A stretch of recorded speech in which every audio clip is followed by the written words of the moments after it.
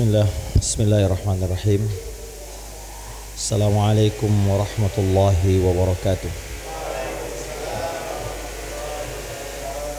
Alhamdulillahi ala ihsanih, syukru lahu ala taufiqihi wa amtinanih.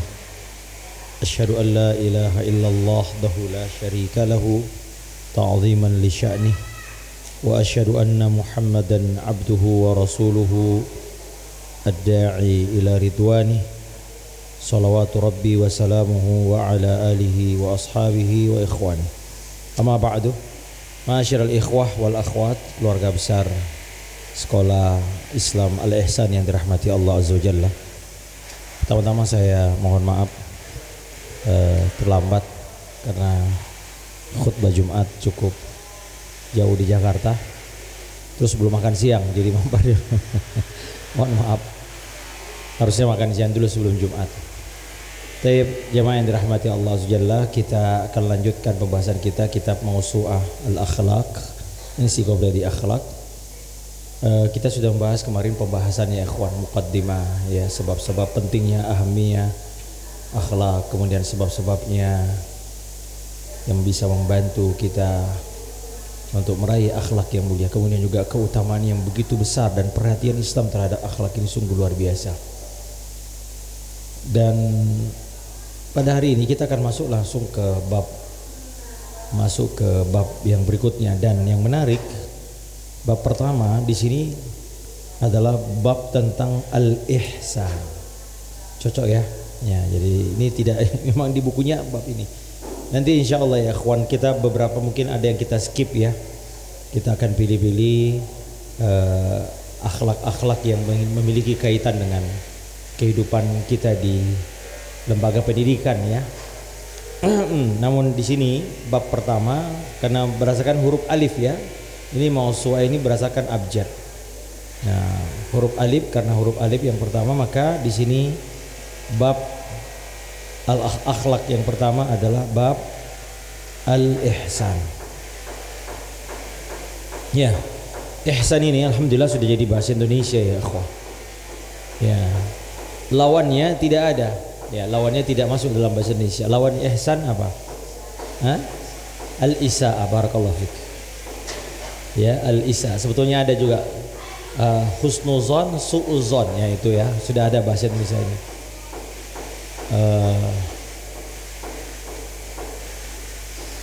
Iya. Hati nurani. Harusnya ada hati zulmani, tapi tidak ada bahasa Indonesianya. Lawannya nur ya zulm. Makanya hati nurani tapi tidak ada, artinya tidak ada hati zulmani. Al-ihsan didduhu apa? Al-isa'ah, yakni ya lawannya berbuat baiklah adalah berbuat buruk. Ya, masdar dari kata ahsana atau jaa bi fi'li hasanin, yakni datang dengan membawa perbuatan yang baik. Adapun secara istilah para ulama membagi dua al-ihsan nau'ani. Yang pertama ihsanu fi ibadatil khaliq, ihsan dalam ibadah kepada Allah. Dan yang kedua adalah ihsanun fi huquqil khalqi, yaitu berbuat ihsan dalam menunaikan hak-hak makhluk. Jadi kata ihsan ini konteksnya ada dua. Jika digunakan untuk bisa digunakan dalam rangka beribadah kepada Allah, yang mungkin sering kita dengar Nabi SAW menyebutkan sebagai tingkatan tertinggi, maratibuddin, tingkatan agama yang paling tinggi adalah al-ihsan. Nah ini dalam konteks ini kan iman, Islam, iman dan ihsan. Islam adalah amalan-amalan zahir, iman amalan-amalan batin, lalu ihsan apalagi tidak ada lagi selain amalan batin zahir. Amalan gaib bukan. Keadaan orang yang berislam dan keadaan orang yang beriman. Seperti Islam, satu contohnya salat. Nah, salatnya orang yang ihsan adalah salat seolah-olah dia melihat Allah Subhanahu, atau salat dia yakin Allah Ta'ala melihatnya. Itulah ihsan dalam Islam. Nah, Islam dalam iman juga ada. Ya, beriman kepada hari akhirat misalnya ya. Dia meyakini betul-betul nampak surga dan neraka di hadapannya, seolah-olah dia seperti Hanzalah ya. Ka'anni ra'ya ain, seperti aku melihat surga dan neraka di hadapan mataku. Ini artinya ihsan, jadi keadaan orang yang berislam dan keadaan orang yang beriman. Nah, ya. Ya. Nah, adapun di dalam, kalau kita gunakan istilah ini dalam haknya makhluk, maka beliau di sini menyebutkan bazlu jami'il manafi'i min ayyi naw'in kan. Jadi memberikan seluruh ya manfaat atau kebaikan ya dalam bentuk apapun, li ayyi makhluqin yakun, kepada setiap makhluk apapun ya.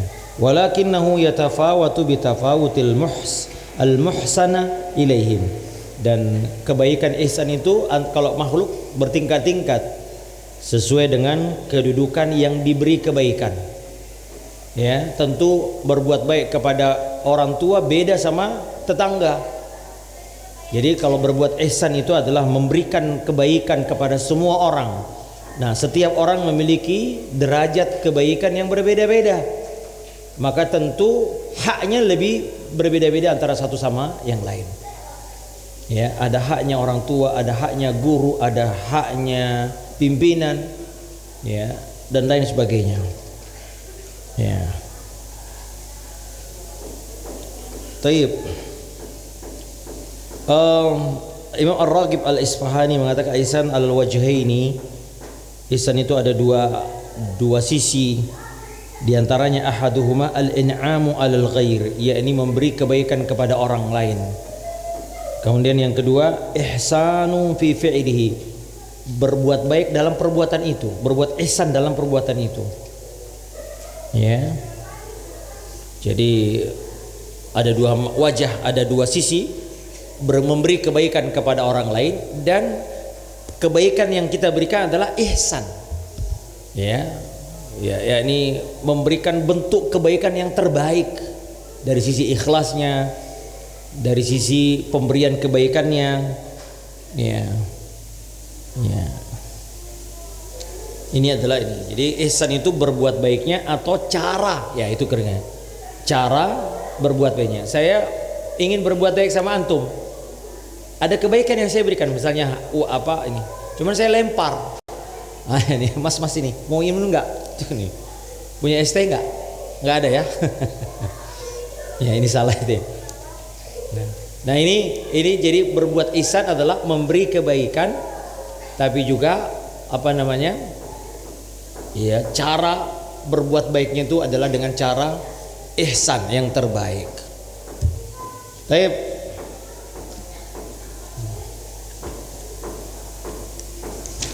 Taib jemaah.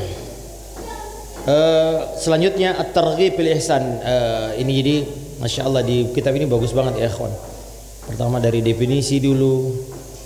Bahkan di sini juga ada sebetulnya kadang-kadang beliau membandingkan dengan istilah-istilah yang hampir mirip.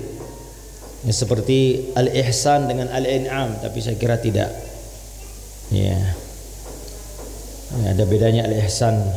Tapi kita langsung saja apa Al-Quran dan hadis-hadis Nabi tentang at-targhib ya, tentang motivasi untuk berbuat ihsan. Baru saja tadi mungkin di sholat Jumat biasanya beberapa khatib senantiasa membaca innallaha ya'muru bil adli wal ihsan wa ita'i dzil qurba wa yanha 'anil fahsya'i wal munkar wal baghi ya'idzukum la'allakum tadhakkarun. Surah An-Nahl ayat 90. Kata Imam Syekh As-Sa'di rahimahullah ketika dalam tafsirnya ya, bahwasanya Allah Ta'ala mengumpulkan pokok-pokok kebaikan dalam ayat ini ya, al-adl wal ihsan wa ita'i dzil qurba, dan juga pokok-pokok keburukan ya, wa yanhaakum 'anil fahsya'i wal munkar wal baghi. Jadi Allah Ta'ala menyebut 3 poros kebaikan Dan juga Allah melarang kita dari 3 poros keburukan. Di antara porosnya itu adalah al-ihsan. Ya. Taib, kemudian juga ada dalam sini Allah Ta'ala, innallaha ya'muru, sungguhnya Allah Ta'ala memerintahkan, ya, untuk berbuat ihsan, seperti tadi kita sudah sampaikan maknanya, ya, memberi manfaat kepada orang lain, bisa dengan ilmu, dengan harta, ya, dengan kedudukan, dengan anggota badan, dengan berbagai model-model atau jenis-jenis atau macam-macam kebaikan kepada orang lain. Bahkan bukan hanya manusia tapi juga kepada hewan, ya, atau makhluk yang lain. Kemudian juga Allah Ta'ala berfirman, wa idz akhadna mitsaqa bani Israila la ta'buduna illallah wa bil walidaini ihsana. Di sini Allah Ta'ala menyebutkan ihsanan, yaitu berbuat baik kepada orang tua. Ahsinu bil walidaini ihsan. Ihsan di sini untuk penekanan, yakni berbuat baiklah dengan sebenar-benarnya perbuatan baik. Ya, baik secara qauli perkataan maupun secara fi'li perbuatan. Ya. Kemudian juga ada dalam Quran tentang keumuman berbicara. Kata Allah, wa qulu lin-nasi husna. Ucapkanlah perkataan kepada manusia dengan husna, baik. Ya. Di antara perkataan yang baik adalah mengajak orang kepada kema'ruf dan melarang mereka dari kemungkaran. Ya, ucapkanlah kalimat yang baik, di antaranya adalah mengajar kebaikan kepada orang. Ini termasuk juga makna kalimat wa qulu lin-nasi husna. Juga ada ayat dalam Quran Allah Ta'ala katakan, wabtaghi fima ataakallahu ad-daral akhirah wa la tansa nasibaka minad dunya wa ahsin kama ahsanallahu ilaik. Berbuat baiklah sebagaimana Allah tabaraka wa ta'ala telah berbuat baik kepada. Lawannya apa? Wala tabghil fasada fil ard. Jangan buat kerusakan di atas muka bumi ini. Innallaha la yuhibbul mufsidin. Lawannya ihsan adalah ifsad. Ifsad itu artinya dosa, ya. Iya. Nah, di sini ada perintah berbuat baik kepada manusia sebagaimana Allah Ta'ala berbuat baik kepada kita. Ini namanya al-jaza'u min jinsil amal. Kata Allah dalam hadis qudsi, anfik ya ibadi ya ibna adam anfik unfik alaik. Berilah, nafkahkanlah maka aku akan beri nafkah kepada kalian. Ya. Innahum yakiduna kaida wa akidu kaid. Banyak lagi ayat-ayat atau hadis-hadis yang berkaitan dengan kaidah al-jaza'u min jinsil amal.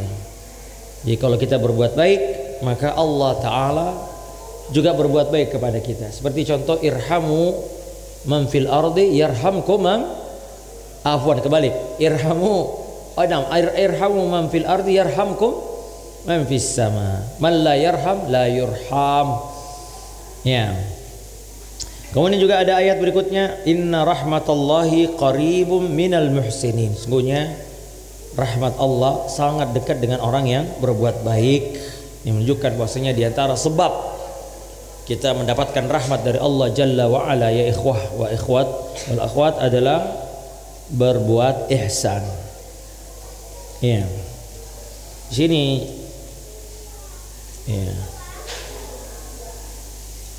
Baik. Ini ayat-ayat yang berkaitan dengan itu. Kemudian juga hadis-hadis Nabi Shallallahu Alaihi Wasallam, tadi sudah kita sebutkan hadis yang sangat ma'ruf, ya, hadis Jibril, ya.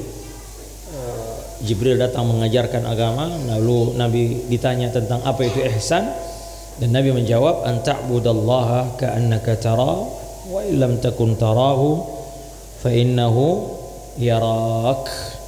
Di situ ada 2 derajat ihsan. Derajat yang pertama apa? Anta'budallaha ka'annaka tara. Ini sering disebut dengan derajat musyahadah, seolah-olah engkau melihatnya. Atau sering juga disebut dengan derajat raghbah wa darajatur raghbah wa tama'. Jadi derajat berharap, ya, dan berkeinginan kuat itu. Jadi seolah-olah kita melihat Allah akan muncul berharap. Dan ini paling tinggi. Ini paling tinggi ya ikhwan. Karena itu inilah derajat ibadah yang tertinggi ketika kita terdorong oleh rasa harap, raja, raghbah. Ya, karena kita melihat kebesaran dan pengaruh dari pengenalan kita akan terlihat kebesaran engkau. Jadi di situ Nabi mengatakan ka'annaka, seolah-olah, karena tidak mungkin kita melihat Allah ya ikhwan di dunia ya. Makanya disebut Nabi mengatakan ka'annaka, seolah-olah, bukan sebenar-benar, seolah-olah. Maknanya apa? Melihat pengaruh dari namanya, keagungannya, kebesarannya, kemuliaannya, ya, kemurahannya, nah itu. Maka kita pun beribadah dengan penuh harap. Nah, kalau tidak bisa, tidak semua orang bisa, maka turun ke derajat yang kedua. Derajat apa namanya? Wa illam takun tarahu fa innahu yarak, yaitu derajat apa namanya? Ya, derajat al-muraqabah, merasa diawasi, atau juga disebut dengan derajat apa? Khauf wa rahab. Derajatul khauf war rahab. Derajat rasa takut, Pak. Kita merasa diawasi. Ini ada CCTV kan ya? Enggak ada CCTV sini ya? Oh, Masya Allah. Ya tentu ketika kita merasa diawasi ada rasa takut. Nah, itu. Ya, ada rasa takut. Inilah derajat yang tertinggi. Kemudian juga ya akhwa azanillahu wa iyyakum, ada banyak hadis Nabi SAW yang paling terkenal. Allah Ta'ala berfirman, innallaha katabal ihsan ala kulli syai'. Sesungguhnya Allah Ta'ala memerintahkan untuk berbuat ihsan dalam segala sesuatu, dalam semua perkara. Fa idza dzabhtum atau fa idza qataltum fa ahsinul qitlah. Jika engkau membunuh, maka membunuhlah dengan cara yang ihsan. Bagaimana caranya? Ya tentu yang dibunuh di sini adalah orang yang berhak, ya, atau tidak dilarang oleh syariat untuk dibunuh. Siapa mereka yang boleh dibunuh dalam secara syariat? Siapa ya kawan? Ya, orang yang murtad, al-fariqu lidinihi. Kemudian apa lagi? Ya, al-qatil, ya, ini orang yang membunuh dengan sengaja. Itu syariat membolehkan untuk dibunuh. Kemudian pelaku zina muhsan, ya. Pelaku zina muhsan, zina orang yang sudah menikah lalu berzina, ini dibunuh. Ya. Tiga ini boleh ditumpahkan darahnya secara syariat. Syariat membolehkan illa billati, ya, kecuali dengan wala taqtulun nafsal lati harramallahu illa bil haqq. Illa bil haqq, yaitu ini. Ya. Namun caranya harus dengan cara yang baik, yaitu dengan cara yang cepat dan tidak membuat menderita, yaitu dipenggal leher. Pemenggalan leher itu adalah cara yang paling cepat membunuh dan tidak membuat orang kesakitan terlalu lama. Kata Allah Azza Jalla, fadribu fawqal a'naq. Kalau kau perang maka penggal lehernya. Karena ini cepat. Coba kalau dimutilasi, wah kesian. Atau disetrum, apalagi ya, ditembak, bisa jadi lama meregang nyawa, artinya kesian. Ya, ya. Kemudian wa idza dzabhtum, jika engkau berbuat menyembelih, fa ahsinu adz-dzibha, atau perbaguslah dalam menyembelih, yaitu dengan apa? Kata Nabi SAW, wal yuhidda ahadukum syafratahu wal yurih dzabihatahu, menajamkan pisaunya dan mengistirahatkan hewannya. Namun ya akhwan ya, ini jadi berbuat baik dalam segala sesuatu. Allah Ta'ala menetapkan apa saja hendaknya kita berbuat ihsan. Kemudian juga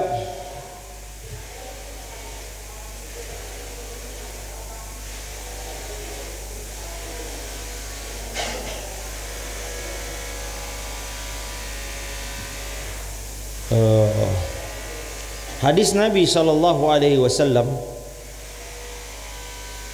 kata Nabi, wastausu bin nisa'i khaira, saling berwasiatlah kalian untuk berbuat baik kepada istri. Fa innama hunna awanun indakum.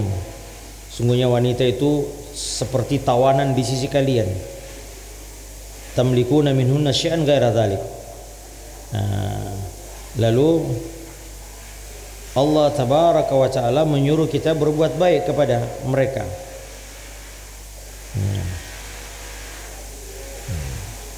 Ya alaikum an tuhsinu ilaihinna fi kiswatihinna wa ta'amihinna.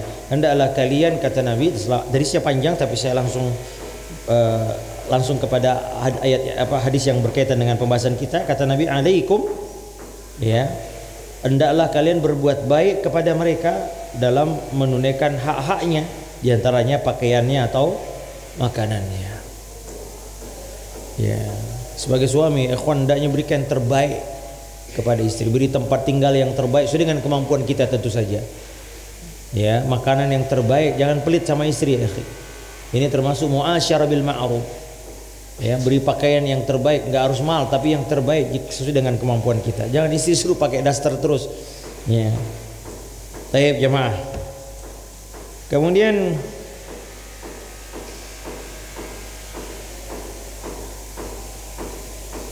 ada hadis Nabi SAW dari sahabat Abdullah bin Mas'ud radhiyallahu ta'ala anhu. Qala rajulun Rasul sallallahu alaihi wasallam. Ada seorang laki-laki bertanya kepada Nabi, Kaifa li an a'lama idza ahsantu wa idza asa'tu? Bagaimana aku tahu aku berbuat baik atau aku berbuat buruk? Maka Nabi sallallahu alaihi wasallam kata, "Idza sami'ta jiranaka yaquluna anna qad ahsanta faqad ahsanta wa idza sami'tum yaquluna qad asa'ta faqad asa'ta." Kata Nabi, indikator kau baik atau buruk dengerin tetanggamu. Kalau tetanggamu mengatakan kau berbuat baik, berarti kau sudah berbuat baik. Kalau tetanggamu mengatakan berbuat buruk, berburuk kalian.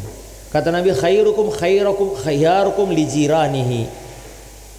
Maka antum kalau mau tahu diri antum baik atau tidak, ikhwan, tanya teman sejawat, tanya saudara-saudara kita sama guru, sama pegawai. Ya, kalau dia mengatakan, waduh dia baik sekali, maka Masya Allah. Jadi Nabi ingin mengatakan bahwasanya yang bisa menilai kau baik atau tidak tetanggamu, orang yang paling dekat. Ya, orang yang paling dekat adalah mereka lah yang paling tahu kita. Ya. Baik jemaah yang dirahmati Allah Subhanahu wa taala. Kemudian juga di sini setelah itu setelah Al-Qur'an, hadis, nah beliau juga menyebutkan beberapa aqwalus salaf. Ini bagus banget buku ini ya. Perkataan para salaf atau para ulama dalam masalah ihsan ini. Yaitu Ibnu Uyainah rahimahullah ditanya, beliau pernah berkata, su'ila Ali radhiyallahu anhu an qaulillahi ta'ala innallaha ya'murukum bil adli wal ihsan. Kata Ibnu Uyainah mengatakan, Ali pernah ditanya tentang apa tafsir ayat innallaha ya'muru bil adli wal ihsan. Maka kata beliau, al-adlu itu adalah al-insaf, sikap pertengahan. Ya, wal ihsan adalah at-tafaddul, berbuat lebih. Ya. Makanya ada namanya riba fadl. Riba tukar menukar barang yang ada kelebihannya. Namanya riba fadl. Nah, maksudnya at-tafaddul adalah memberi sedikit kelebihan. Ada berbuat baik yang wajib ya ikhwah. Ya. Nah, kalau kita tambahkan yang wajib, itu namanya ihsan. Antum punya utang 1 juta, bayar 1 juta. Ya, lalu antum misalnya bawakan hadiah, maka boleh selama tidak diperjanjikan ya. Kalau diperjanjikan namanya riba. Ya, pinjam motor. Ya, antum pakai 1 hari, wah hujan kena ini, antum isi bensin. Atau isi bensin sesuai dengan ini, masih itu kewajiban.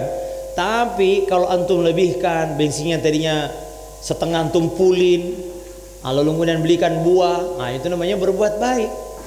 Tapi kalau hanya mengembalikan sesuai dengan bensin yang ada, itu enggak berbuat, itu wajib itu. Ya, yang namanya berbuat baik adalah ada tambahan dari yang wajib. Ya akhi, memberi istri makan dan minum itu kewajiban. Namun antum masya Allah ya akhi, penuhi kulkasnya, ya pakaiannya ada sedikit, mungkin yang wajib 2-3 antum belikan 5-6, itu lebih dari yang wajib, namanya berbuat ihsan, namanya tafaddul.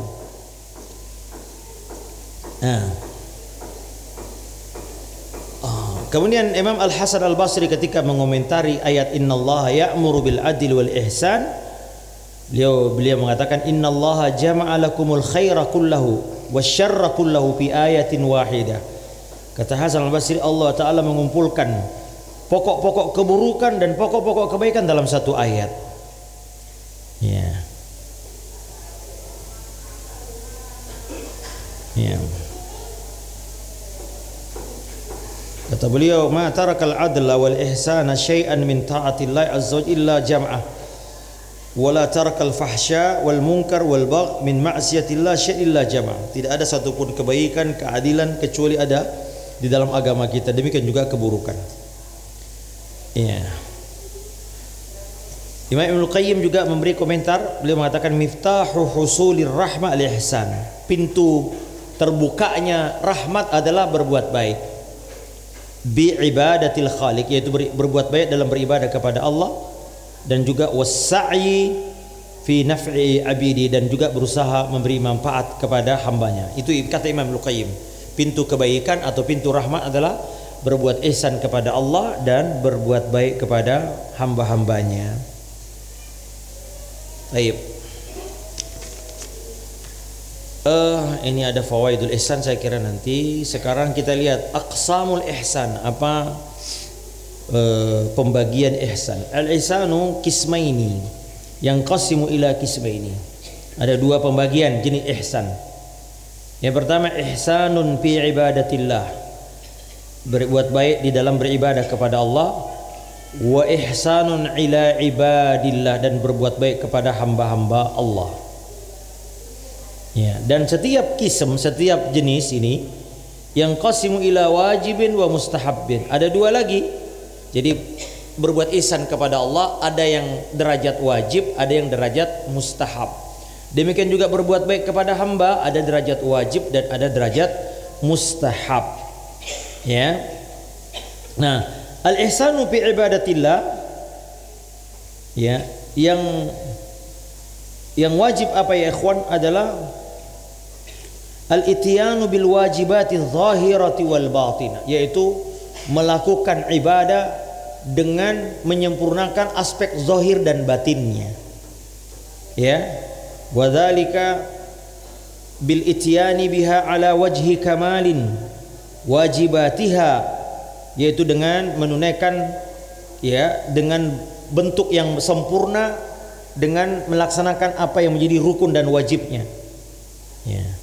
Fahadzal qat min al ihsan fiha wajib. Ya, inilah kadar yang wajib. Ya, wa amal ihsan fiha bi ikmali mustahabbatiha falaysa biwajib.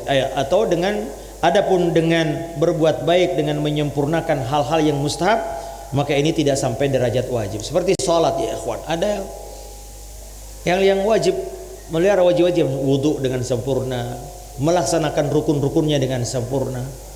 Namun jika antum mau menambahkan dengan hal-hal yang disunnahkan, seperti misalnya menyempurnakan doa istiftah, itu adalah sunnah, ya, atau melaksanakan hal-hal yang sifatnya sunnah di dalam sholat. Ada sunnah yang bersifat qauliyah, ucapan, dan ada sunnah yang bersifat fi'liyah, perbuatan.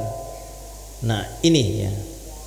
Kemudian juga wal ihsanu fi tarkil muharramat. Demikian juga berbuat ihsan dalam meninggalkan hal-hal yang diharamkan.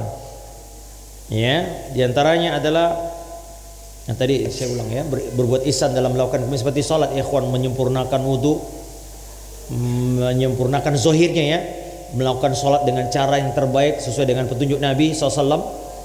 Lalu tentu ya ikhwan menjaga ya aspek batinnya, yaitu khusyuknya, tumakninanya. Inilah orang yang menyempurnakan zahir dan batinnya. Ada orang yang sempurna zahirnya tapi dia tidak berusaha ya akhi, berusaha khusyuk dalam salat. Bahkan dia menikmati dan tidak berusaha. Ada orang seperti itu ya. Kata Imam Ibnu Qayyim, ini orang yang muaqab. Salatnya ini orang yang diazab. Fawailul lil musallin. Ada ikhwan wudunya sekedar wudu, salat dia tidak berusaha. Adapun yang diberi Allah pahala adalah mereka yang berusaha. Salat setiap dia keluar dia datangkan lagi. Setiap pikirannya keluar dia masukkan lagi. Dia berusaha. Nah, ini orang yang muhasab, dihisab nanti. Artinya dihitung. Adapun yang dari awal dia merasakan, dia menikmati malah, Allahu Akbar. Yang dipikirin timnas aja Indonesia ini menang gak ini lawan Australia, kan? Arab Saudi menang mereka. Ya, ya. Itu yang dipikirin terus dan dia merasa-lesat. Nah ini ya nggak dapat apa-apa, bahkan Imam Bukhari mengatakan muaqab. Nah, maka ada orang, ini berbuat ihsan dalam sholat ya akhi. Ya, tapi yang lebih celaka adalah zohir batinnya rumah rusak. Wudhu sembarang nggak dia jaga wudhunya. Banyak orang ya ikhwan, kalau saya sholat di masjid-masjid, terkadang kalau saya wudhu antri, anak perhatiin orang wudhu, ya Allah, cuma sampai sini, ini nggak sampai kena. Ya, tumit juga cuma sekedar gini-gini. Ya, sholat cepat sekali. Ya, ini baru aspek zohirnya. Cara rukuknya menyelisih sunnah, tangannya menjulur seperti binatang buas, ya, dan tidak berusaha mendatangkan dengan cara ihsan terbaik. Belum lagi aspek batinnya. Aspek batinnya apa? Ruhnya salat adalah khusyuk, tumakninah dan khusyuk. Maka ini tidak berbuat ihsan dalam beribadah kepada Allah Jalla wa Ala. Ya. Adapun dalam berkaitan dengan ibadah kepada makhluk, sebelum ini adalah juga beribadah kepada Allah ya, dengan meninggalkan yang haram. Dengan apa ya ikhwan? Menyempurnakan betul-betul ya, berhenti meninggalkan semua hal-hal yang bisa zohir dan batinnya ya. Meninggalkan ada handphone yang ada aplikasi kita hapusin ya, dan juga kita tidak berpikir ke sana begitu. Nah, ini ya, kata Allah wadharu zahiral ismi wa batina, tinggalkan dosa zahir dan batinnya. Aspek zahirnya dosa apa? Ya melakukannya.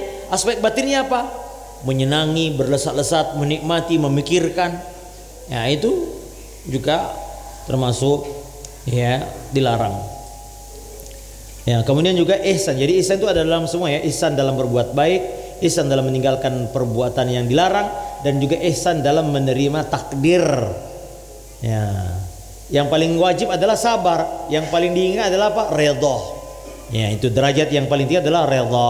Bi fa ayyatiya bis sabri 'alaiha ala wajhihi min ghairi tasakhutin wala jaza', yaitu menerima takdir itu tanpa ya tasakhut, yakni tidak murka dan tidak mengeluh.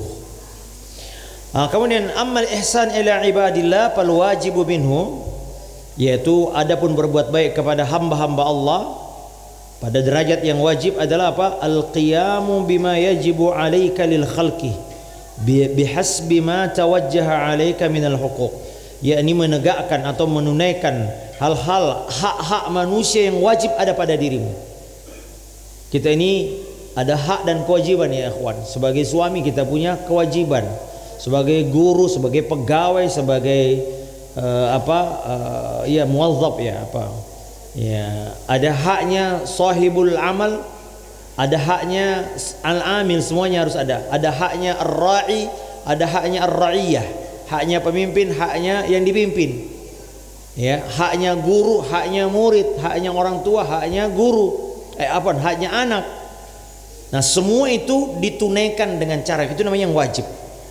Baik dengan apa? Bazlu naf'i badani, au mali, au ilmi, yaitu menunaikan hak orang baik berupa memberi manfaat badan, ya, harta, ilmu, ya, atau taujihil li khairin dinin, atau memberi ya memberi bimbingan agama, kebaikan agama, atau maslahatin dunyawiyah, atau juga memberikan maslahat dunyawiyah. Ya, fa kullu ma'rufin sadaqah, setiap kebaikan itu sedekah. Ya, wa kullu ma idkhalus sururi alal khalq, juga memasukkan rasa gembira kepada makhluk, ini juga termasuk sedekah dan berbuat baik. Dan juga wa kullu ma azala anhum ma yakrahun, setiap apa yang membuat orang terganggu, menghilangkan gangguan orang, ini termasuk juga berbuat baik. Naam, barakallahu fikum. Nah, ini semua ada pada derajat ihsan itu.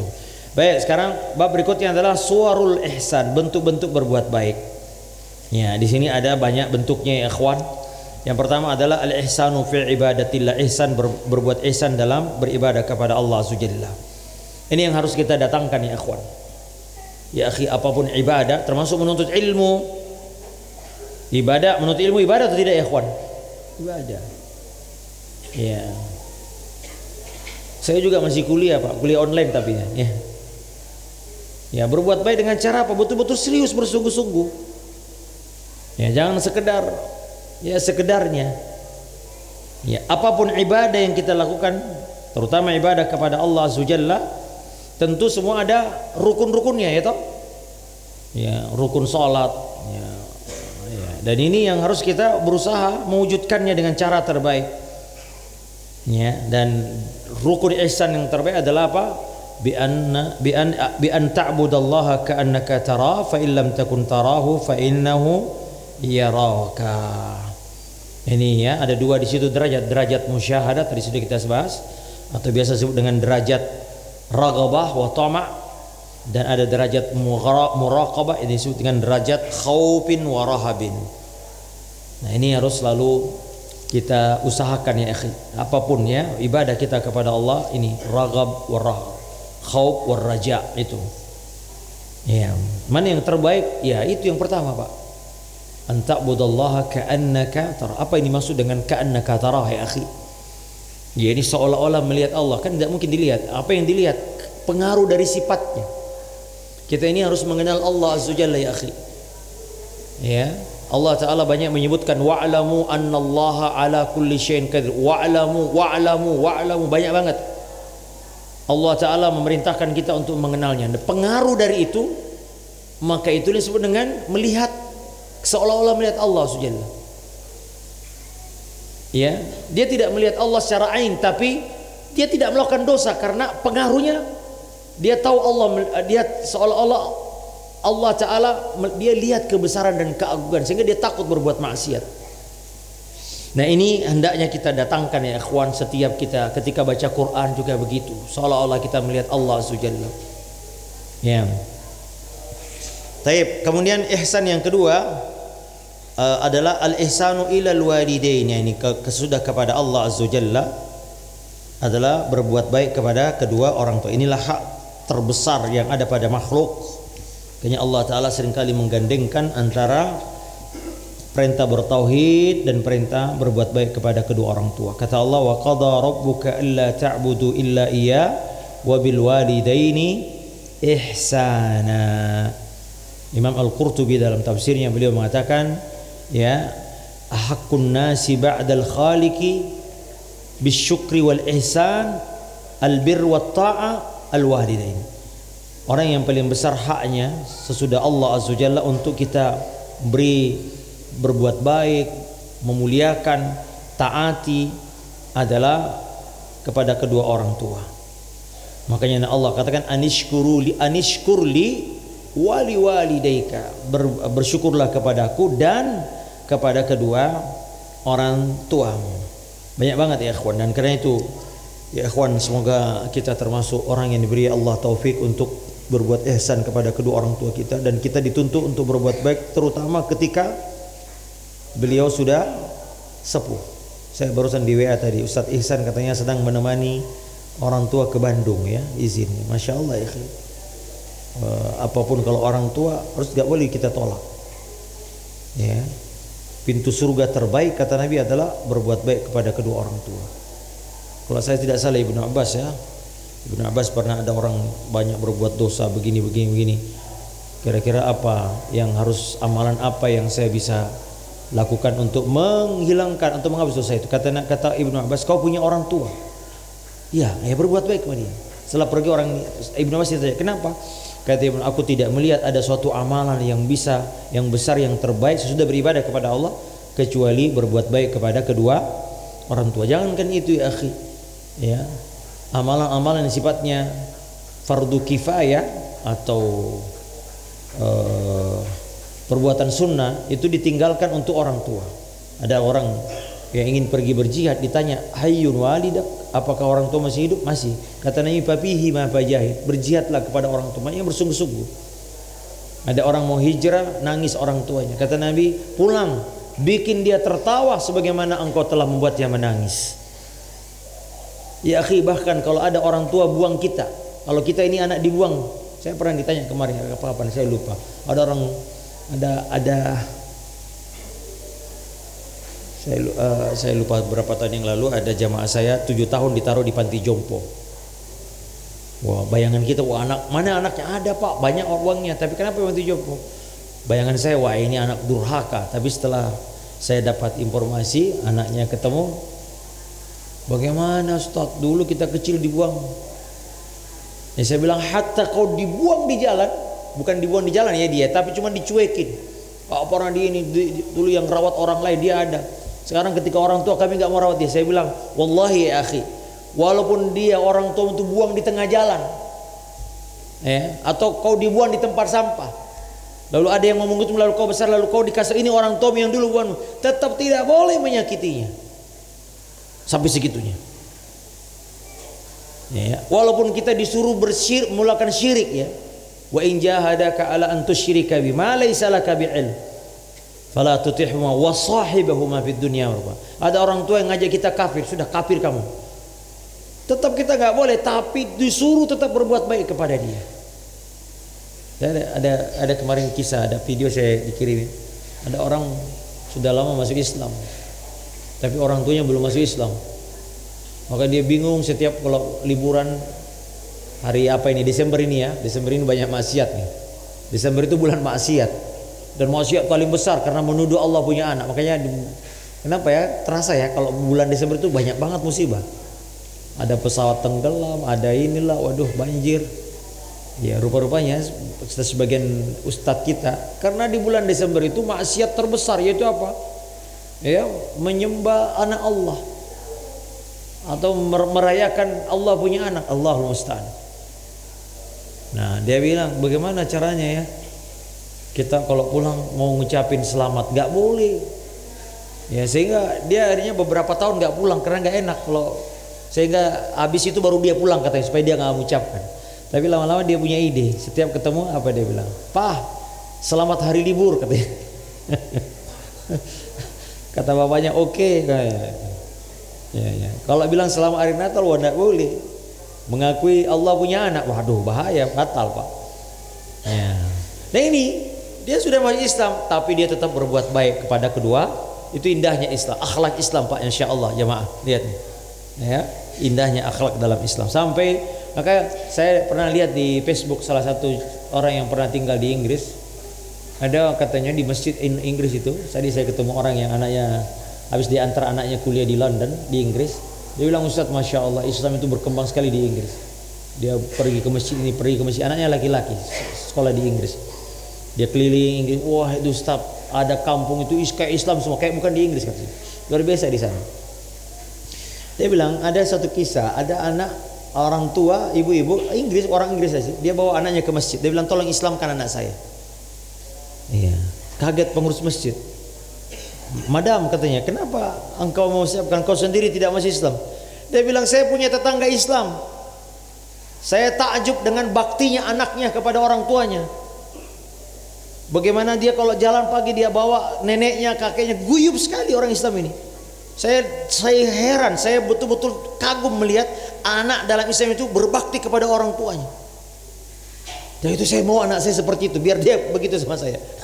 Tujuannya anak Islam supaya dia berbuat baik. Kenapa ya, akhi? Agama kita ini luar biasa. Ya, Allah Ta'ala menyuruh kita melayani, berbuat orang tua walaupun dia, kata Allah, fa imma yablughanna indaka, perhatikan kata indaka, al-kibar ahadu akilah fala taqul lahum. Kalau mereka atau salah satunya sudah tua di sisimu. Nah, para ulama mengatakan ini menunjukkan orang tua harus di sisi kita, jangan di panti jompokan. Di Indonesia, di Jakarta khususnya Pak, panti jompo udah penuh, ada di Cijantung tuh. Saya beberapa kali ke sana tuh. Itu milik Pemda DKI. Itu full panti jompo. Waduh luar biasa. Ada orangnya, ada katanya. Anaknya sibuk. Akhirnya orang tuanya dari hari Ahad datang bawa makanan, nasi bungkus, makan bareng pulang. Dadah papa, mama, itu pulang lagi. Itu coba tuh. Apa enggak sedih tuh orang tua? Itu ada orang tua yang 7 tahun nih di panti jompo. Dia bilang, "Duh, saya kesepian Ustaz." Itu orang di panti jompo, orang-orang kayak sedih semua, kayak dibuang sama anaknya. Kita mau digituin sama anak Pak. Itu orang barat iya. Islam nggak boleh ada panti jompo. Karena orang tua harus dirawat di rumah anaknya. Nggak boleh kita panti jukan orang tua kita. Wabil khusus ketika orang tua sudah tua, maka Masya Allah itu lebih. Makanya antum perhatikan di dalam Al-Quran maupun hadis-hadis Nabi, berbuat baik kepada orang tua ditekankan pada saat tua. Karena masih muda belum terlalu dibutuhkan. Tapi kalau dia udah umur 70 tahun ya akhwan, siapa lagi yang diharap kalau bukan anaknya? Masa tetangganya? Ya kan? Saya punya teman ada jamaah haji, dia dulu pegawai dan dia di Jakarta, dia punya rumah di kota wisata. Sebelahnya kota wisata itu apa sih? Legenda ya. Nah itu rumahnya mewah di situ. Tapi orang tuanya sakit di Jogja. Dan ada yang merawatnya. Semua kakak-kakaknya, adiknya semua udah di luar Jogja katanya. Dia kemudian melakukan keputusan besar. Dia resign dengan gaji double digit katanya. Dia manajer di salah satu perusahaan di Jakarta. Dia pulang kampung. Selama 2 tahun nganggur pak. Hanya menghabiskan sisa tabungan. Tapi dia berbuat baik sama ibunya. Ibu bapaknya minta dekat, ayahnya dirawat. Saya kapan ke Jogja, saya ke menemui dia. Subhanallah, sekarang dia punya rumah makan besar sekali, terkenal. Ya, ada kos-kosan ada homestay-nya itu penuh bagus. Dia cerita ke saya sambil berlinang air mata, bilang inilah Ustaz, saya 2 tahun nganggur entah kemana. Tapi dia berbuat baik kepada orang tua. Orang tuanya minta pun dia pulang. Dia tinggalkan gaji besar dan rumah mewah di Jakarta, dia jual semuanya untuk pindah menemani orang tuanya di Jogja. Dan ini tidak mudah ya. Namun Allah Ta'ala berikan keberkahan. Sekarang dia punya warung atau rumah makan bagus. Nah orang tuanya ikut bantu bikin kopi, bikin apa, bikin ini. Nah jadi dia berusaha, ada orang tuanya bahagia semuanya. Alhamdulillah, Masya Allah. Maka beruntung ya ikhwan, antum masih punya orang tua dan ada di dekat antum, maka jangan kehilangan pintu surga terbaik ya akhi. Ya, itulah berbuat baik kepada kedua orang tua. Taib, kemudian juga selain orang tua kita percepat ya, al-ihsanu ilal jar.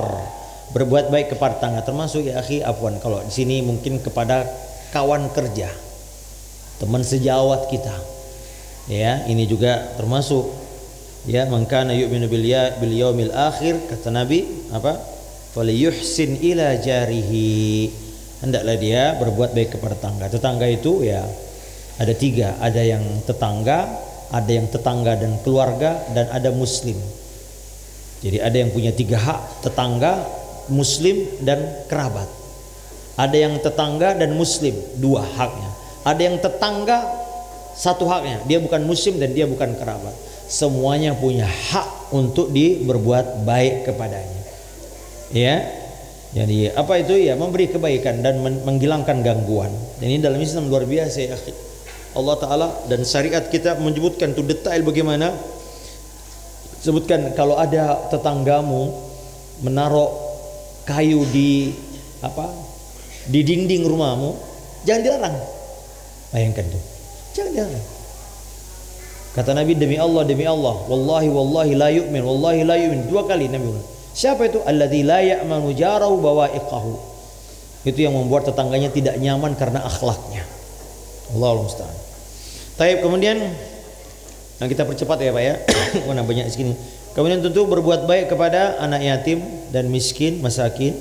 Dalam Al-Quran Allah Ta'ala sebutkan, dan ini ya akhi, sebetulnya anak yatim dan miskin itu, saya dulu pernah rencana mau bikin panti asuhan, tapi saya konsultasi dengan beberapa ustadz dan juga syekh.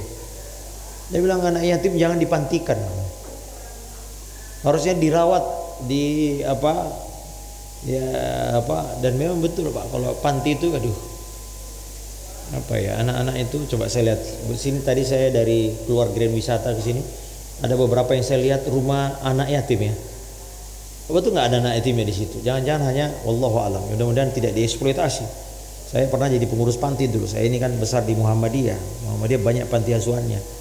Saya pernah jadi pengurus panti dan itu memang berat ya mengurus panti, kan anak-anak yatim ini biasanya tabiatnya beda-beda, keras karena kekurangan kasih sayang. Nah lalu dikumpulkan, maka waduh luar biasa, ekspornya itu berat untuk diri. Tapi harusnya ada kerabatnya yang merawat, lalu kemudian kita keluarga, yang ada keluarga, tapi dikumpulin semua anak yatim malah tambah sedih. Kamu nggak punya orang tua? Iya, saya juga. Aduh, sedih kita nih. Ya kan? Keras sama keras coba lihat ya. Ya, kan orang yang kekurangan kasih sayang kan begitu. Di sini ini kekurangan, ini semua kurang. Bagaimana saling memberi? Kan Nabi mengatakan kalau engkau merasakan hatimu keras, maka imsah ra'sal yatim. Sentuhlah atau belailah rambut anak yatim. Anak yatim itu yang belum balik ya akhi ya, jangan yang sudah gadis antum belai-belai. Anak yatim itu kalau sudah balik tidak boleh disebut anak yatim. Ya, anak yatim. Nah ini akhwan, hendaknya kita berbuat baik kepada mereka dengan apa? Menyantuni. Ana wa kafilu yatain kahataini fil jannah. Seperti ini di surga. Dan kita katakan ya akhwan, Rasulullah SAW merasakan betul keyatiman yang sempurna. Alam yajidaka yatiman fa'awa. Keyatiman Nabi sempurna. Kenapa? Belum lahir udah yatim. Dia belum lahir udah yatim. Dia tidak sempat melihat wajah orang tuanya. Makanya ikhwan, yang berkaitan dengan anak yatim, Nabi SAW orang yang paling peduli dengan anak yatim. Ya. Tayyib jemaah. Kemudian juga tentu fakir miskin. Jadi fakir miskin ini sebetulnya yang pertama kali harus mereka adalah karib kerabat. Makanya Allah Ta'ala katakan wabil walidaini ihsana wadzil qurba. Kekerabatan. Makanya ya ikhwan, biasanya orang kalau di kota tidak bisa hidup, pulang kampung. Loh, ngapain kamu di kampung? Di kampung banyak keluarga Ustaz, kita nggak kelaparan katanya. Itu sebetulnya jaring sosial Islam itu karib kerabat. Makanya sesudah janganlah engkau sembahlah Allah, jangan kau menyekutukannya. Berbuat baik kepada orang tua dan karib kerabat. Nomor 3 karib kerabat. Baru kemudian wal yatama wal masakin. Maka karib kerabat sekarang ini kan udah mulai luntur. Ya, kita nggak peduli kerabatnya, nggak peduli omnya, tantenya, anaknya, ponakannya di mana, nggak peduli. Maka kalau kita memperhatikan karib kerabat, maka ya ikhwan ini cukup membantu. Ya, kepada si akhirnya apa? Orang sekarang kepinjol. Ya, judol apalagi yang online ya. Taib jemaah yang dirahmati ikhwani billah wa akhwati fiddin. Ya, kemudian juga al-ihsan fi al-muamalah at-tijariyah.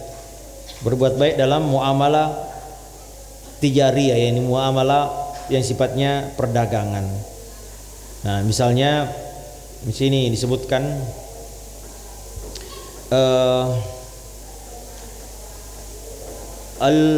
fil mughabanah. Fayambagi alla yaghbana sahibahu. Misalnya tahu jual beli ghaban. Jual beli ghaban itu adalah mengambil keuntungan berlebih dari ketidaktahuan orang lain. Seperti antum ke daerah mana begitu, wah platnya plat Jakarta nih, wah Jakarta berapa harganya, wah dikali 5, itu ghaban namanya. Ya, maka ini juga ya tidak boleh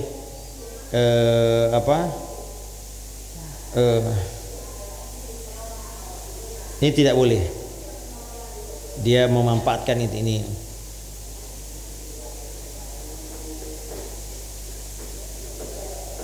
Atau juga ikhwan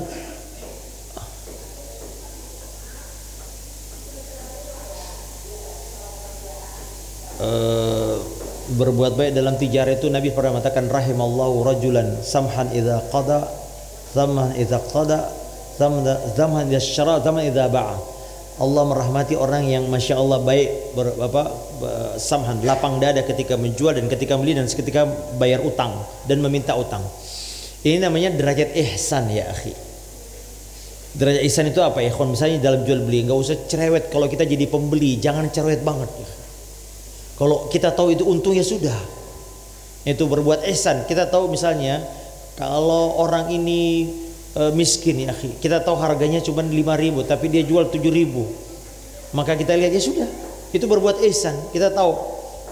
Ya, jangan ditawar sampai kadang-kadang ya para bapak-bapak nih yang suka tawar-tawar ya.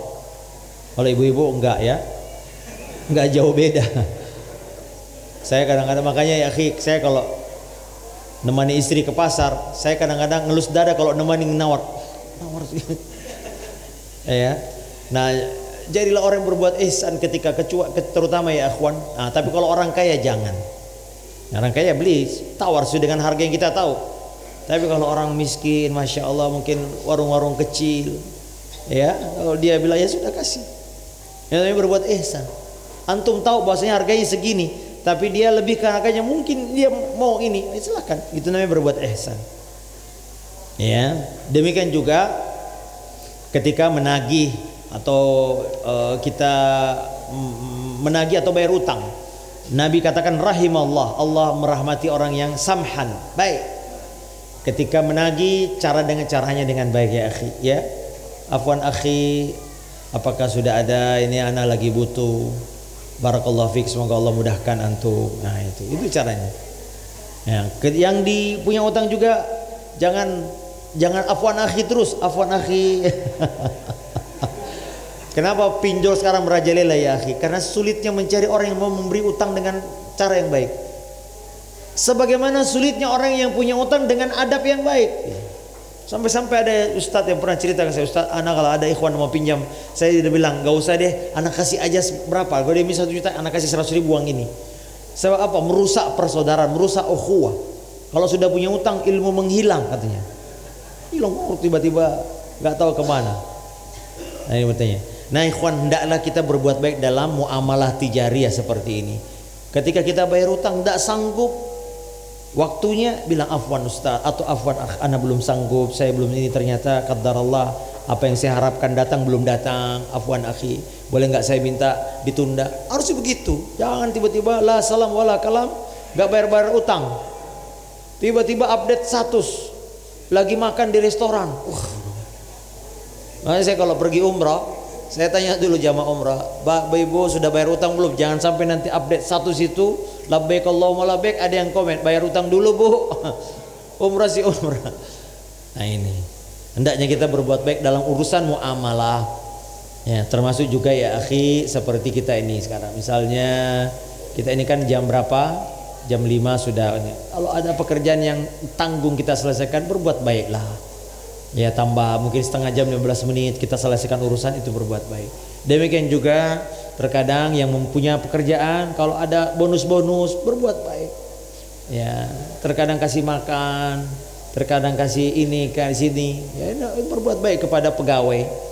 Ya, di luar gajinya ya, itu namanya berbuat baik. Kalau membayar gaji itu wajib. Tapi kalau melebihkan dari apa yang menjadi haknya, itu namanya ihsan.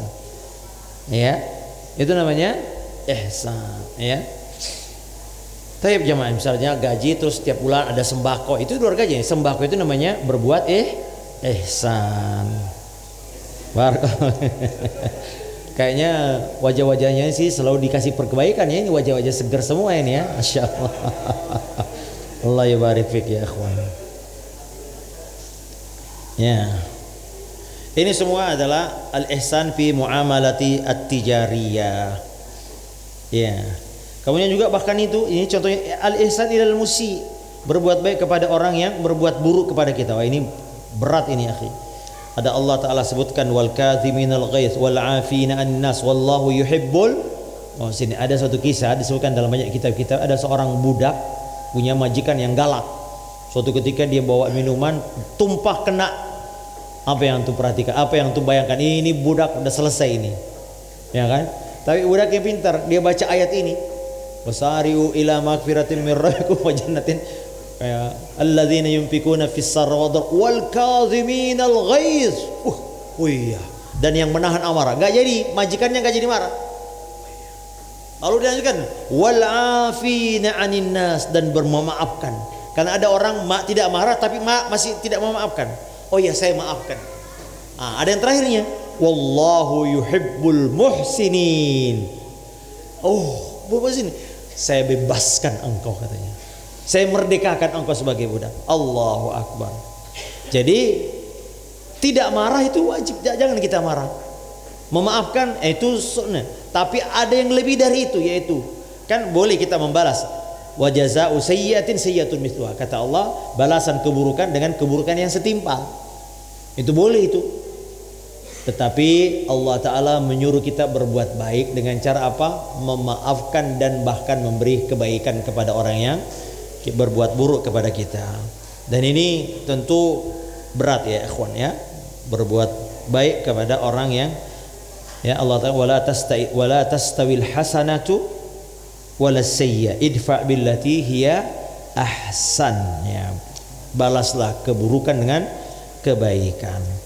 Taib jamaah, kemudian juga yang ketujuh al-ihsanu fil kalam, berbuat ihsan ketika berbicara. Wa kulli ibadi yaqulu allati hiya ahsan. Hendaklah berkata yang baik. Ya, jaga ucapan kita ikhwan, ya. Jangan suka goblok-goblokin orang. Ya. Ya. Jadi kata Nabi aksaru khataya bani Adam fi lisani. Sebagian besar anak cucu Adam berdosa itu dari lisannya. Paling banyak lisan kita itu dosa dari sini. Jadi penyumbang terbesar dosa adalah mulut kita. Karena itu Nabi mengatakan setiap pagi semua anggota tubuh mencela lisan. Ittaqillah, ittaqillah. Takutlah kepada Allah, wahai lisan. Kalau kau baik kami akan baik, kalau kau bengkok kami akan bengkok. Lisan ini ya kawan bahaya, membahayakan tangan, membahayakan kalau dia menghina orang Pak, bahaya. Tangan ini gelisah selalu, cuma kita nggak dengar ya. Tangan, lisan semuanya mengatakan, hei lisan, takutlah kepada Allah. Kalau kau baik kami ikut baik, tapi kalau kau bengkok bahaya menimpa kami. Ya, makanya Nabi SAW mendahulukan lisan. Ya, kata Nabi, al-muslimu man salimal muslimuna, lisannya dan tangannya. Nabi mendahulukan lisan. Kenapa? Bahayanya lebih berat. Kalau lisan, satu negeri orang sakit hati. Ya, dibilangin goblok semua Indonesia. Coba tuh satu Indonesia. Tapi kalau tangan hanya 5 orang yang saya bisa pukul. Ya kan? Nah, kalau lisan, orang yang bahkan mati sudah meninggal Pak masih bisa disakiti. Jadi luar biasa Pak. Dampak lisan itu lebih berat dibanding tangan. Makanya Nabi mendahulukan orang yang lain selamat karena lisan dan tangannya. Karena itu ikhwan, hati-hati. Hendaknya kita berbuat baik ketika berbicara. Hendaknya dengan cara ihsan seperti ini, menyuruh kepada kebaikan, ya, memberikan pengarahan yang baik kepada sama manusia. Bahkan ya ikhwan, kita diperintahkan berbuat ihsan ketika berdebat. Wajadilhum billati. Nah itu. Ini berdebat Pak. Tapi kadang-kadang orang, makanya ada, saya tidak tahu kenapa asal mulanya disebut dengan debat kusir. Ada apa dengan Pak Kusir jadi salahnya? Ya, debat kusir, saya nggak tahu kusir itu apa sih kalau berdebat. Jadi berdebat yang tidak mau kalah ya.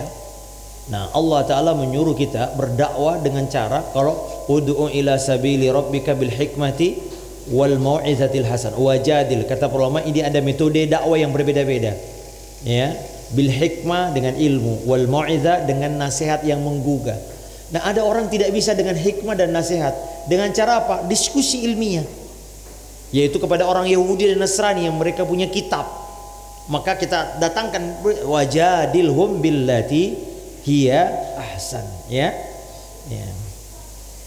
Taib jamaah, kemudian juga al-ihsan ilal hayawan, kepada hewan. Pak, banyak ini banyak sekali. Banyak sekali dalilnya dalam Al-Qur'an. Nabi SAW pernah melihat ada burung yang kehilangan anak. Nabi mengatakan, ada di antara antum yang ambil anaknya, ada, kembalikan.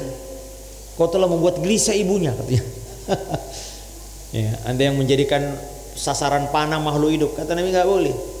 Ada onta yang pernah mengadu kepada Nabi SAW, ada air mata keluar, kenapa diperlakukan dengan ini? Mukjizat ya. Kata Nabi, siapa? Man sahib hadzal ibil, siapa yang punya onta ini? Ada pemuda, saya Rasulullah. Ittaqillah, bertakwalah kepada, kau telah memperlakukannya dengan zalim, kau tidak kasih makan, kau pekerjakan dengan dia, telah mengadu kepada saya. Kalau kepada hewan, ada orang wanita yang melaknat ontanya.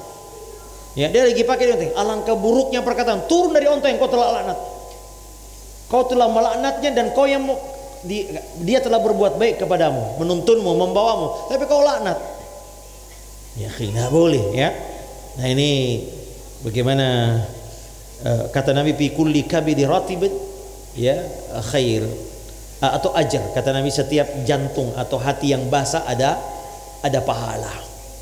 Ya, ada pahala. Kalau di musim panas saya lihat di rumah-rumah orang Arab itu di jendelanya itu ada ada gelas, isinya apa? Air untuk burung-burung kalau kehausan.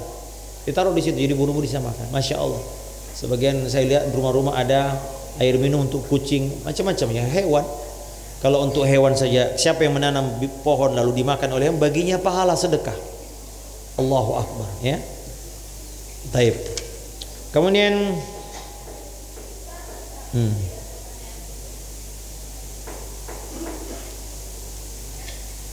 Oh, selesai. Ya. Barakallahu fikum. Ya. Mana jam berapa azan? Azan jam berapa ya?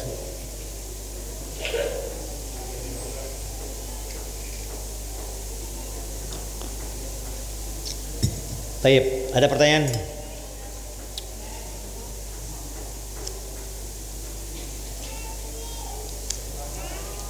Ada pertanyaan? Fadhal ya akhi.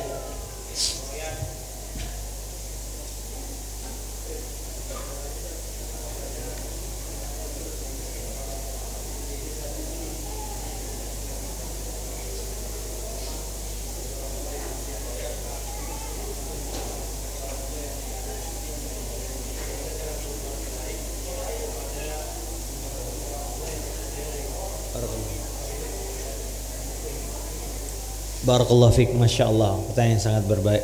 Kita semua ya akhi tentu merasakan betul, ya pasti ya, kita semua merasakan betul bahwasanya orang yang paling menginginkan kebaikan dan paling memberikan perjuangan untuk kita berbuat kebaikan adalah orang tua kita. Sejak kecil kita melihat, merasakan betul ya, orang yang paling menyayangi kita, paling menginginkan kebaikan dan paling gelisah kalau kita mendapatkan keburukan adalah orang tua kita. Kita merasakan betul itu. Karena itu ya akhwan, di dalam Al-Quran ancaman, bahkan dalam hadis-hadis Nabi SAW ceritanya ayul amal, dosa apa yang paling besar, diantaranya adalah uququl walidain. Ala adullukum bi akbaril kabair. Di antara dosa besar adalah uququl, dalam riwayat yang lain uququl ummahat, dosa kepada orang tua. Karena itu ya akhi, Masya Allah, lihatlah bagaimana indahnya agama kita, ya, memerintahkan kita untuk berbuat baik apapun keadaan orang tua, bahkan beda agama sekalipun tidak menghalangi kita untuk berbuat baik kepada mereka. Nah, adapun orang tua yang telah tiada, dalam hadis disebutkan yang pertama adalah mendoakannya. Allah Ta'ala sebutkan wa qur rabbirhamhuma kama rabbayani shaghira. Ini yang paling utama ya akhwan. Karena orang tua kita tidak bisa beramal lagi, maka di antara hal yang bisa memberi manfaat kepada mereka adalah waladin salihin yad'ulah, anak yang saleh yang mendoakannya. Ini yang paling bermanfaat ya akhwan. Kalau antum mau balas kebaikan orang tua antum, hari ini mungkin tidak bisa lagi. Kenapa? Orang meninggal. Kalau boleh ya akhi, mereka yang paling berhak untuk menerima gaji pertama antum. Mereka yang harusnya bisa merasakan rumah yang lebih baik daripada antum yang rasakan sekarang. Kenapa? Sesudah Allah Azza wa Jalla, orang yang paling berhak untuk kita berterima kasih orang tua kita. Ya atau tidak ya ikhwan? Namun karena sudah tiada, apa yang paling adalah mengalirkan pahala, di antaranya adalah doa. Atau ya ikhwan yang sifatnya sedekah harta. Saya pernah sholat di Mekah, ada adik kita sholat S2 di Ummul Qura. Saya diajak jalan-jalan salah satu masjid namanya Masjid Ar-Rajihi. Terus ada imamnya di situ, kebetulan teman kuliahnya. Dia cerita Masjid Ar-Rajihi itu adalah masjid yang dibangun oleh pengusaha kaya Saudi Arabia namanya Ar-Rajihi. Ada bank namanya Ar-Rajihi atau apalah, saya nggak tahu. Ada banyak sekali usahanya. Katanya dia sedekahkan, dia bikin masjid di tanah haram loh. Tanah haram artinya termasuk kelipatan 100.000 salat di situ. Dan dia wakafkan atas nama ibunya. Bayangkan orang sholat mendapatkan pahala 100.000 kali sholat, dan ibunya mendapatkan pahala kelipatan itu juga. Allahu Akbar. Ya, maka berusahalah ya akhi, orang tua kita sudah tidak ada, bagaimana cara ya kasih ladang amal yang bermanfaat. Dengan kita ini anak soleh, kita ini ladang amalnya. Kan diantara hal yang harus kita usahakan ya akhwan, memiliki anak yang soleh, yang dengannya Allah Ta'ala memberikan kebaikan kepada kita. Jadi dia sedekahkan, dia beli tanah mungkin triliunan ya, ada rumah sakitnya, ada perpustakaannya, AC-nya, masjid terbesar kedua setelah Masjidil Haram di Mekah. Dan itu adalah wakaf untuk almarhumah atau Allah yarhamha, ibu kandung yang telah melahirkannya. Allahu Akbar. Nah, maka ini sedekah ya. Jadi samping doa, ada amalan yang paling bermanfaat apa? Adalah harta, amalan amalia harta. Amalia harta, antum punya uang, lalu kemudian rindu dengan ibu yang sudah meninggal, lalu kemudian antum melihat ada ladang sedekah yang membutuhkan, mungkin masjid atau apa, lalu antum sedekah, nggak usah lapor, antum niatkan, ya Rob, saya niatkan sedekah ini adalah untuk almarhumah ibu saya. Sampai atau tidak? Ijma ulama sampai. Ada yang tidak ijma ulama apa misalnya? Seperti mengirimkan bacaan Al-Quran. Nah, ini ada khilaf ulama apakah sampai atau tidak. Harus kita akui ini masalah khilafiyah. Namun yang pasti sampai ya sedekah. Ada banyak hadis sahih, ya Rasulullah, ibu saya sudah meninggal, ayah saya sudah meninggal. Kalau dia meninggal, boleh enggak saya kata Nabi sedekahkan, umrohkan, hajikan, ada banyak itu sampai. Namun yang paling banyak adalah berkaitan dengan harta. Yang berkaitan dengan harta. Wallahu, dan alhamdulillah sampai. Ya. Ya. Kemudian diantaranya akhi menyambung kebaikan kepada keluarga atau sahabatnya. Ibnu Umar radhiyallahu anhu pernah bertemu orang di jalan, orang Arab kampung. Lalu dia ketemu, dia kasih hadiah banyak. Kata teman-temannya, ya Ibnu Umar, itu orang kampung, orang Arab dusun, kau kasih hadiah dikit udah senang. Ini luar biasa kau kasih hadiah. Dia bilang, itu dulu temannya ayahku, temannya Umar bin Khattab radhiyallahu ta'ala. Bayangkan. Karena saya pernah mendengar hadis Nabi SAW, di antara bentuk bakti kita kepada kedua orang tua yang sudah meninggal adalah menyambung hubungan dengan sahabat. Jangankan keluarganya, sahabat.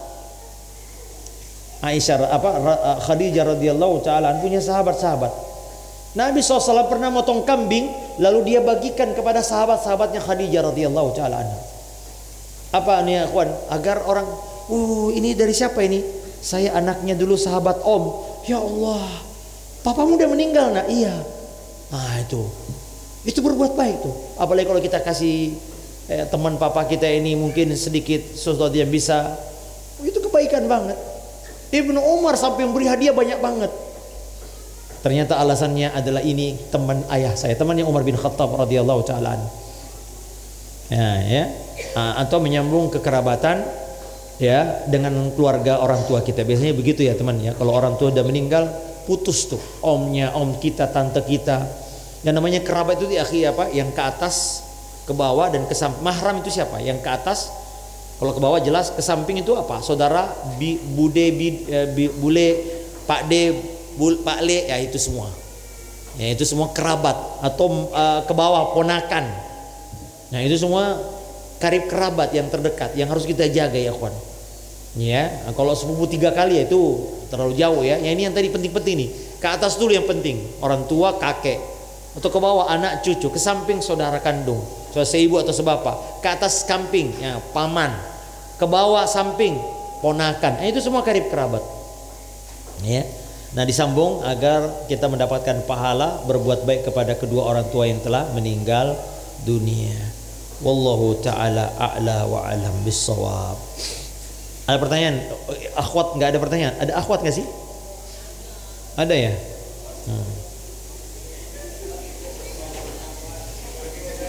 Tafadhal. Tafadhal Pak. Giat-giat sholat apa Pak? Barakallahu fik. Jazakallah khairan Pak.